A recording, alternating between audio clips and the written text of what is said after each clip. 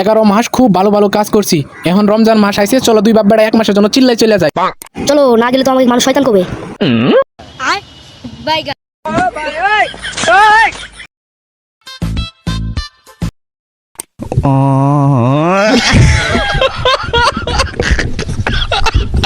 দেখে শুনে যায়। আচ্ছা শোনো, এই রমজান মাস আসছে তো 3 বেলা ভালো করে খাইবা, ঠিক আছে? আর 20 রাকাত তারাবির মাঝে 8 রাকাত পড়া চলে আইবা, নাইলে কি দেখো তোমার কি চোখের নিচে কালি দাগ পড়ে গেছে। আর বেশি রাত সারা রাত মোবাইল টিপবা, ঠিক আছে? ফজর রক্ত নামাজ পড়লে চলবে না, ঠিক আছে?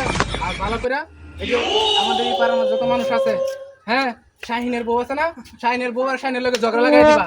আমি যাইতাছি গা, সবার সাথে ঝগড়া লাগাইবা, একদম কথাটা মনে থাকে যে, হ্যাঁ তুমি যাও, ঠিক আছে? শুনো, 11টা মাস তোমার সাথে ছিলাম, হ্যাঁ, এই 11 মাসের মাঝে তোমার প্রতি আমার প্রতি তোমার কি একটু মায়া নাই? আর কোথাও যাও যাও, আমি তো তোমার সাথে যাইতে পারছি না রে। যাও যাও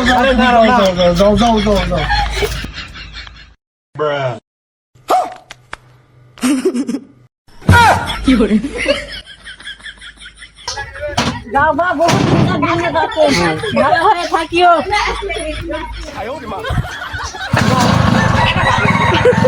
रुको जरा सबर करो।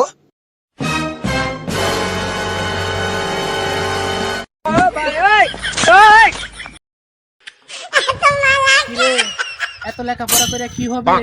এত লেখাপড়ার দরকার নাই, চল আমাদের সাথে চল, আমরা 1 মাসের চিল্লাই যাচ্ছি, যাবি নাকি? চল, আয় যাই, যাবি যাবি? उठा ले रे देवा, उठा ले रे बाबा।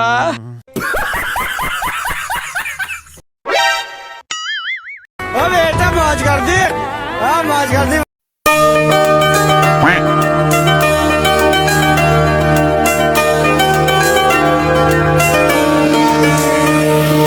सपनों टाने दिला भारी अचिन पथे अपन छाड़ी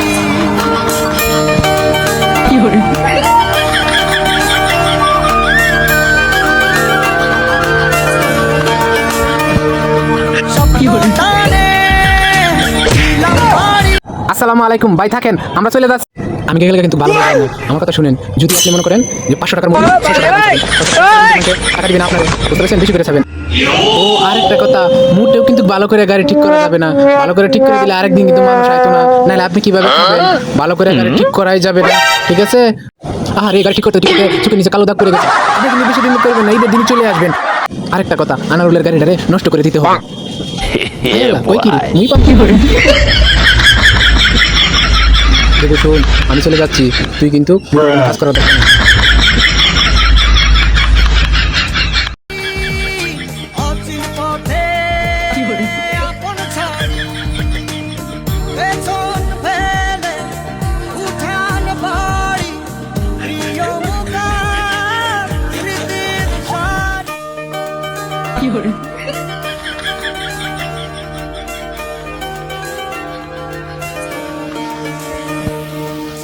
লোটানে দিলাম পাড়ি অচিন পথে আপন ছাড়ি।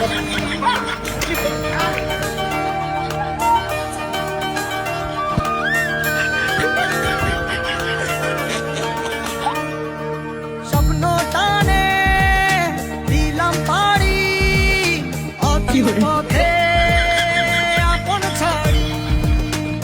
পেছন ফেলে উঠান বাড়ি প্রিয় মুখার স্মৃতির সারি মন বলে চল ফিরে আবার। আসো বাবা, আসো আসো, আমাদের বাসা খুঁজে পেয়ে গেছি বাবা। বাবা 1 মাসের লেগে ভুল কইরাও, আর এই তোর বাড়ি থেকে কোনোদিন বার হবে না, ঠিক আছে?